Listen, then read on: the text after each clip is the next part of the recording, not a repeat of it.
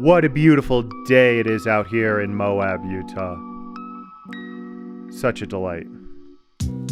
So let's see what a 160-gram drone can do. This little guy is a 3-cell running about 600 milliamp hours on 1303 motors at 7,000 kV, 2540 tri-props. Wasn't sure if I was going to make it all the way up to the top of this peak. It was getting a little sketchy and, you know, I was kind of far out. I didn't want to go around behind because I'd lose signal, but once I turned around I noticed, hell, this is about the furthest out I've ever been with this little drone.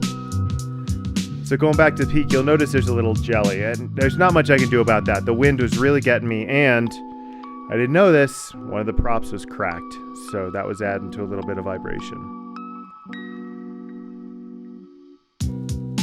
The descent coming back down, it's boring. This area humbles the little drone. You can see I'm getting beat around a little bit here just by the wind. But it flies just great when you get down lower. Beautifully smooth ride. 900 degrees per second of rotation on pitch and roll. I'd say I can get this thing up to 50 miles an hour if I really want to push it for that. Otherwise, we're cruising around a good 20 to 40 miles an hour. It's like flying a baseball sometimes, but that's how I designed it. Flips and rolls.